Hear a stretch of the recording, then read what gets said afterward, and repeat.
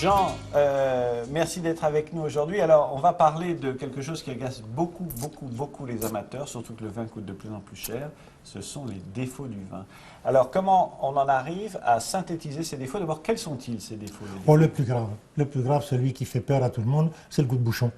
On va commencer par ça. Parce qu'il n'y a rien de plus terrible que quand on invite des amis à la maison et puis qu'on ouvre que cette bouteille, on l'a gardée depuis longtemps et il ne faut pas dire autre chose, elle est bouchonnée. Je dirais quand on a le moindre doute, il ne faut pas hésiter à faire trancher, soit par ceux qui sont autour de la table. Voilà. Et les femmes, souvent, ont un nez remarquable pour déterminer le goût de bouchon. Ou bien, effectivement, si le restaurateur est de bonne foi, on le fait arbitrer. En reconnaissance, absolument. Par rapport à tous les avantages qu'elles ont déjà sur nous, c'en est encore un supplémentaire. Jean, le goût de bouchon, vous avez réussi à le matérialiser facilement ou pas?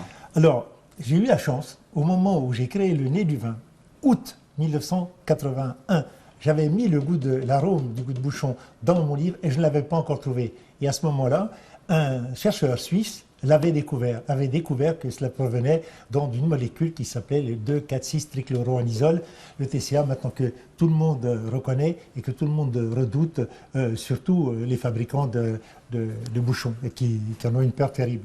Jean, là on a parlé du plus connu, oui. le goût de bouchon, mais les principaux défauts du vin sont lesquels et surtout de quoi proviennent-ils? Alors, il y a deux grandes familles. Je dirais, la première grande famille, c'est l'excès d'oxygène.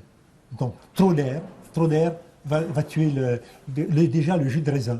Le jus de raisin, si on le met en le sortant du pressoir et qu'on le laisse un moment à l'air libre, il va brunir très rapidement. Donc il y aura déjà un arôme de pommelette qui va arriver. Donc cet excès ensuite va se transformer vers de l'acide acétique, donc le vinaigre.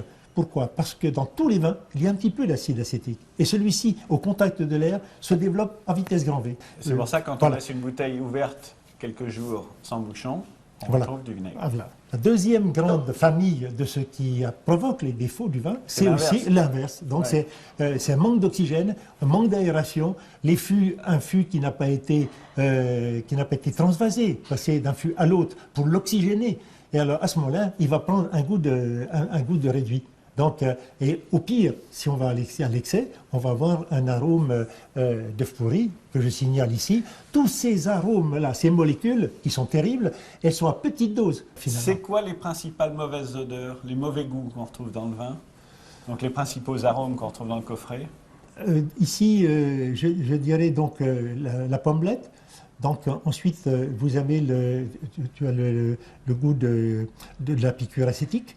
Ensuite, dans les réductions, c'est le goût de l'œuf pourri, donc le mercaptan. C'est tous ces dérivés de mercaptan. Ça se traduit avec détonnant. Oui, il est détonnant lui-même.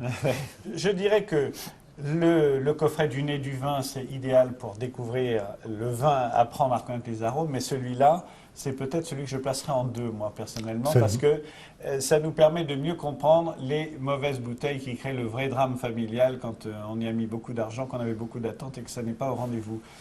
Mais Jean, assure-moi, c'est très accidentel quand même. Oui, c'est vrai, tout à fait. C'est vraiment accidentel. On a quand même maintenant, grâce aux travaux de l'œnologie, on sait vraiment ce qu'il faut faire pour ne pas avoir ces problèmes. Donc, je pense que tous les vignerons, s'ils ont un minimum d'attention et d'études avec les stations œnologiques qui sont autour de chez eux, je pense qu'ils peuvent éviter très facilement tous ces défauts qui se trouvent dans notre coffret. C'est d'ailleurs à ça qu'on connaît un bon vigneron. Voilà.